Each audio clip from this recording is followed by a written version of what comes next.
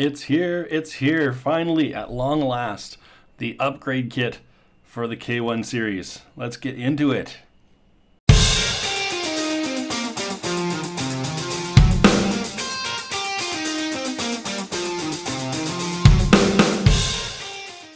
There's a lot of stuff in the box here.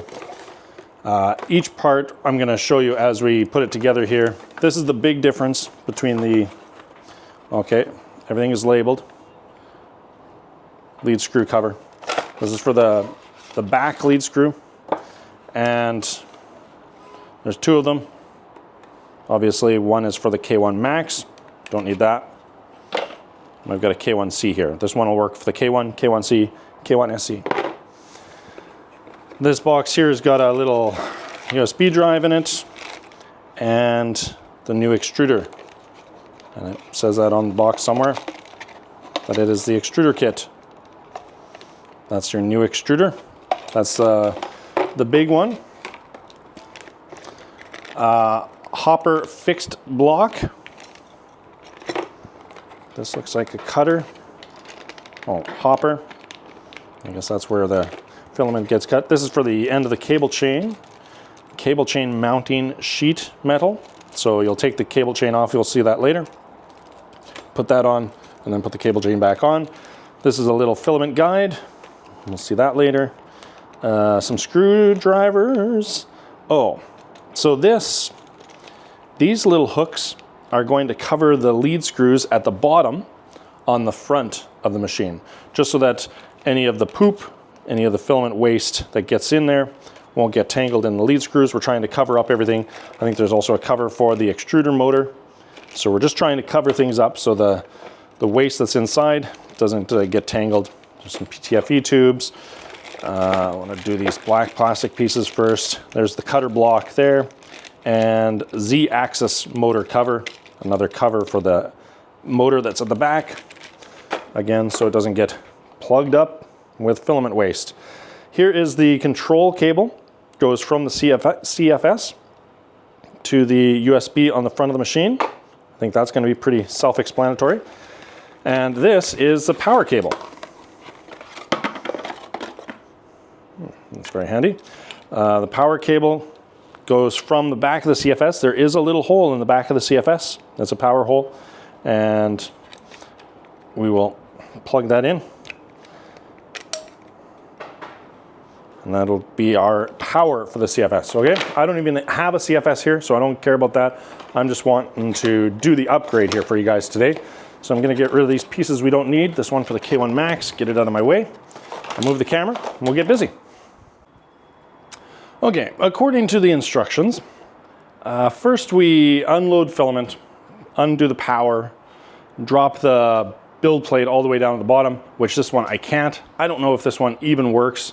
I know it seems a shame to put a CFS upgrade on a printer that doesn't work, but this one is here in our live stream room and I'm gonna use it. So I know they wanted at the bottom to give us more room to work at the back, but I think we're gonna be okay because we can still get to the motor and everything. So, well, let's get started. Now, if you own a K1, I've been saying this over and over, you know how to do this part. We need to take off the extruder. So, first step is the cover.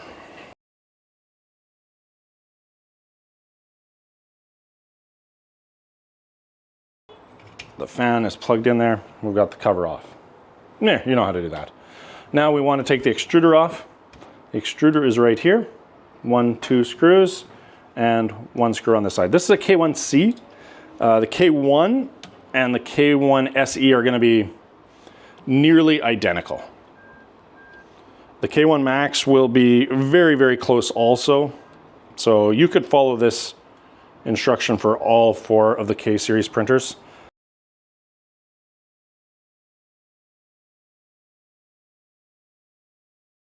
And the extruder comes out just like that. Now you can see that there's 2 holes or 2 screws here holding the extruder onto the motor. We want to leave the motor there.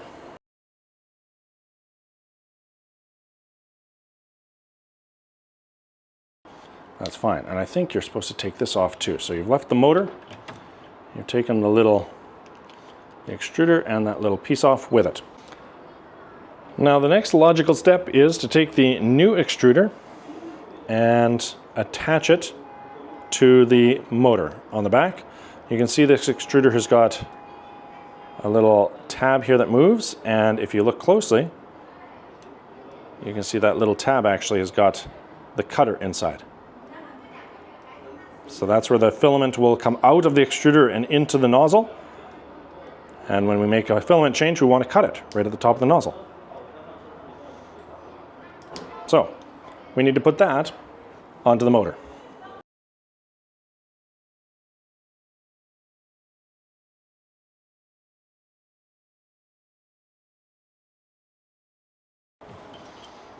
But now we've got cables, 2 wires. I've turned the printer around so you can see the top of the nozzle here. And we're going to put the filament, the extruder, sorry, right into the same slot where it came out of. The holes on the side are going to line up with the holes on the side.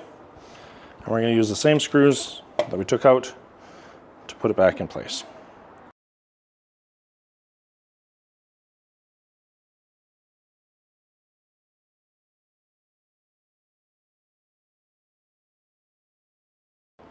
Now you can see, we've got a couple of cables here. Let's find out what to do with those, because they can't just hang there, they got to plug in someplace. There's 2 cables here. This long one with the red, yellow, and black. We're going to slide through here. There's a fan in there, so we're just on top of the fan. And it's going to come out the other side. We'll leave it there for now while I take the shorter one. The shorter one is just 3 black cables, and it plugs into this port right here. There's 3 plugs. There's your hot end is already plugged into the bottom 2, and then there's an extra plug right on the bottom, right on top of that. It's right here.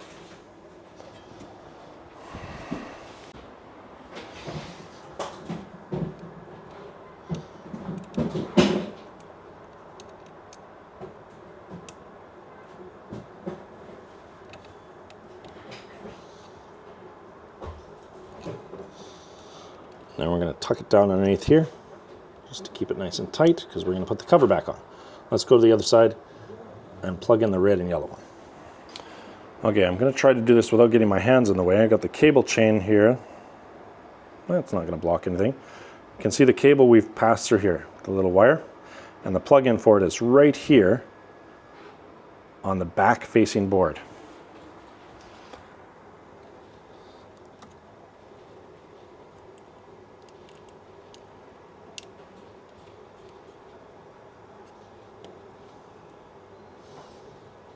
Now, if I can do it, you can do it.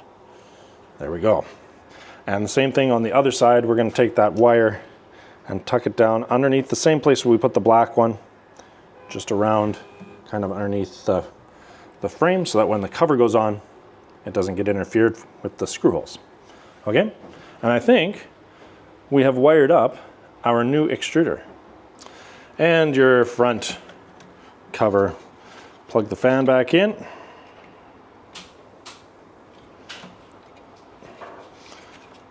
Slide it over the little 2 tabs. You've done this before. This is no problem. And we got 1 screw here and 1 screw on the other side. Let's put them back in.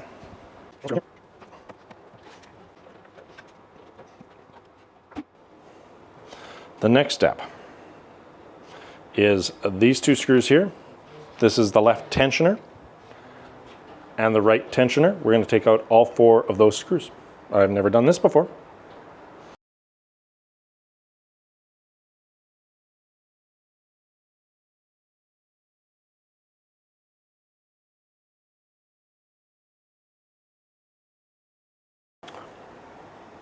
Okay, on this side we're using block A. If it's K1, K1C, K1SE, we're using block A. This is called the cutter block. It's in a little bag like this.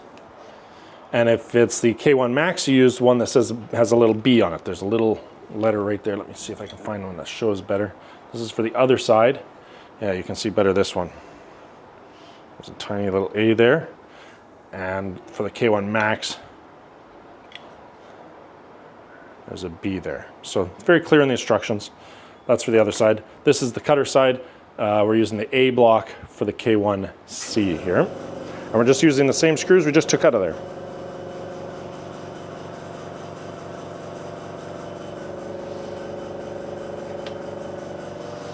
So the letter is inside there, but this goes actually this way. And the screws go into the slots. Right back into the holes, but we don't tighten them. We're just going to put them in and not tighten.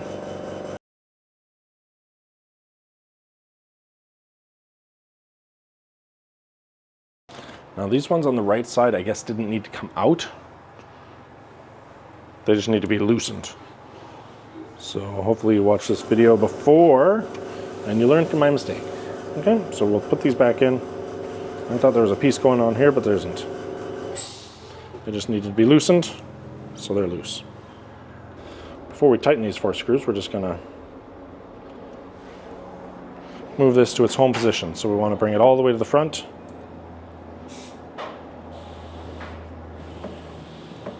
And it's home. Now we can tighten all 4 screws.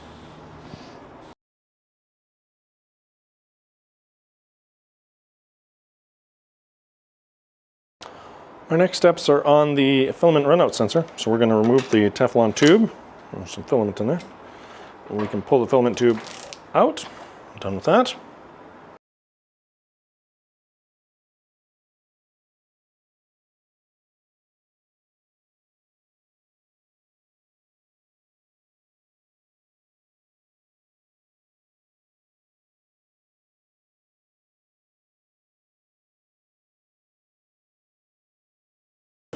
So the next step is this filament guide. There's a single screw that goes into it here, and we're going to put it in right where the bracket was before, above the filament runout sensor.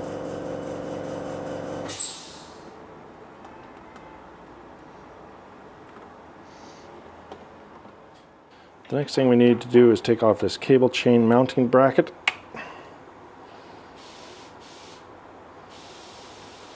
You can see this one, the cable chain is not in there anyway, but it should be.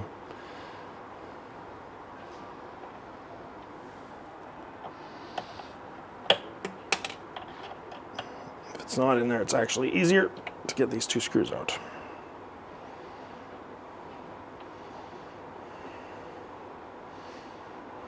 Now remember, this is actually on the end of your cable chain. If yours isn't broken like this one is. So this is staying here. We're not getting rid of that.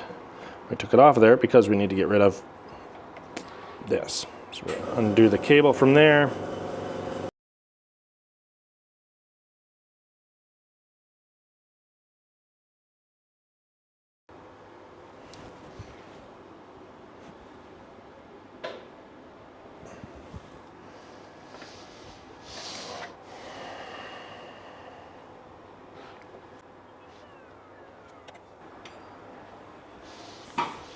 Now this cable goes here, and the 2 screws that were in there are going to go back.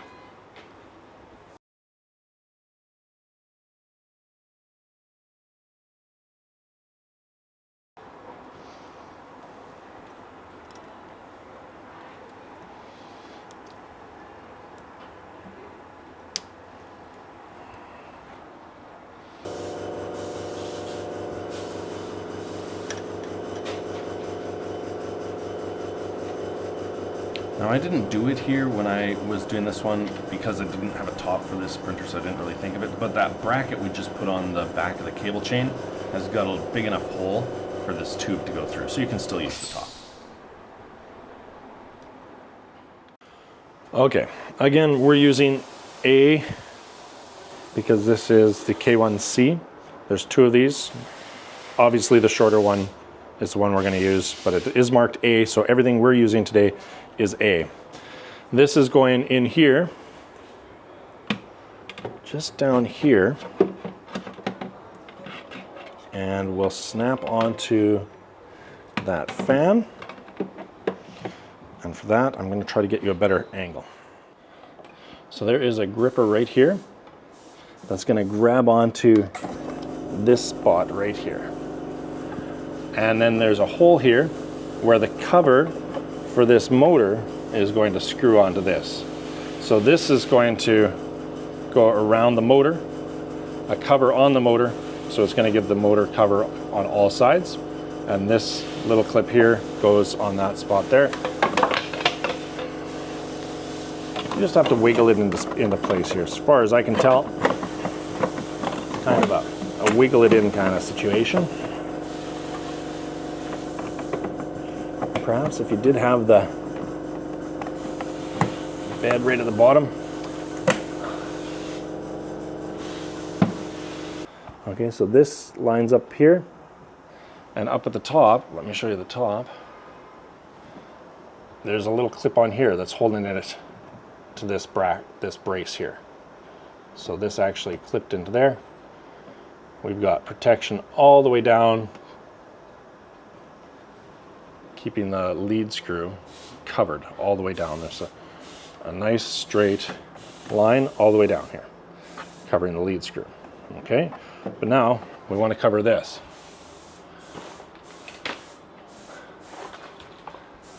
So to do that, we need the Z-axis motor cover. And there's a screw in there because this motor cover is going to screw onto this plate here. You can see the screw hole on this plate cover here. So without looking at any instructions, I already know that this is going to go right here on there like that, because this hole on the cover of the motor has to screw into this.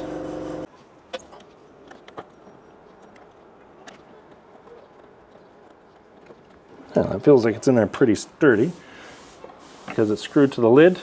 It's clipped onto this fan or whatever that is there. And like I said, it's clipped in at the top too. So now we've got a cover and a cover, and they're connected with a screw right there. I just discovered that the kit comes with an extruder motor cover. Obviously the same one doesn't fit. Now the next thing we're going to do is we're going to take this little spring, and we've got this cutting device, whatever we call it. I don't know what it's called. Who cares? I'm going to put that there. Now this is A, because there is a B on this one. The B is for the K1 Max. You know, we're using only A's, and we're going to slide this here like this. Ooh. And then take a very long screw, and it's going to go in the end here and through this, okay? So we're going to... So now this is going to go in like this, and this can move. Okay, and this is going to go on top of the lead screw. Let's go take those out. Okay, we're going to take out these two screws right here on the top of the back lead screw. I kind of feel like it would have been easier to take that out when you had the cable chain off. Seems to me to make more sense, but I'm not an engineer. What do I know? And now, this just goes right on top of there.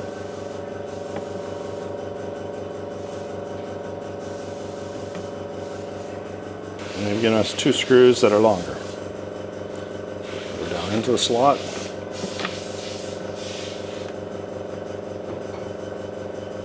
Find the hole. Oh, that was easy.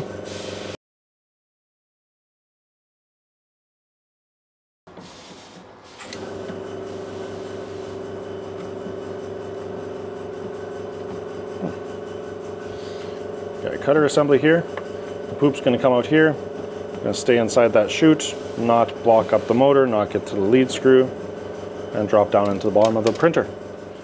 Okay, next steps. It's asking us to put the nozzle wiper onto the build plate. So we're just going to take the back off and stick it on right back there, right at the back. We've got a new nozzle wipe on the build plate. Now, there's a little more easy, simple stuff to do. It looks easy, so let's try it and see if Kevin can do it. Because these lead screws here still have no protection on them. So, you know, it's putting the waste material down in here, and one of those strings could get caught on here and ride up. So they've given us these little hooks that actually look like they're 3D printed. So probably people will develop even better designs than this. It's got a half circle on it here that'll go on this. So we just put that right there on the lead screw and slide it down to the bottom. It does seem to hold on to the vertical rod, and then you just slide it down to the bottom. There we go. So all you have to do is hook it around the lead screw, snap it onto the rod, slide it down to the bottom, and there we go. Got a little extra protection. Well, that's about all there is to it. It's really not that bad, as you can see. I worked up a bit of a sweat. I learned some new words. Yeah, it was a little frustrating. Got big hands to try to get in there. There's a lot of screws to take out, but the steps are pretty simple. There's a few things left to do yet. Now, after you've done all of those things, you need to power it on, of course. I can't do it with this one. I don't even know if this printer works. We have this one in our live stream room, so it's the one I decided to upgrade. And I don't have a CFS around anyway, so I can't use it. But there is a USB drive in the upgrade kit. It's got new firmware on it. So power up the printer, install the new firmware. That's your next step. After that, you are going to connect your CFS with this beauty USB cable to CFS cable. So this plugs into the back of your CFS. This plugs into the front of your printer, into the USB port. And there's a little collar on there, so you can stick that on there if you want, and it'll prevent the USB cable from getting pulled out. I guess that's the logic behind that one. So we've got one cable going from your CFS to the front of the machine. This is what the CFS is communicating with the machine. And finally, we've got a power adapter for the back of the CFS. The CFS does have a power input on the back of it. It's a round plug like this. So you're going to plug in power to your CFS, and now your CFS is communicating with the printer. Your CFS has got power, and your printer is upgraded with the new firmware. Now that should be it. You are now printing in multiple colors with your K1C, your K1, your K1 SE, and even your K1 Max. You don't have to buy a specific kit for each K series. That kit will work for all of them. As you saw during the installation, there's an A and a B. The A parts all work on the smaller K series. K1, K1 SE, and K1C all use the A, and the B parts are all for the K1 Max. They all come together. So I've got all the parts here for K1 Max also. So you have extra parts left over when you're done, which is usually not a good thing, but in this case, it works. So just get an upgrade kit for your K1 series printer, and you'll be able to print in up to 16 colors now with your K1C. I'm excited. Thanks so much for watching the video. Please subscribe if you haven't already. I'm sure you have, but I could use some more subscribers because I have a lot more content coming out in the next month with other updates and behind the scenes footage here at Creality.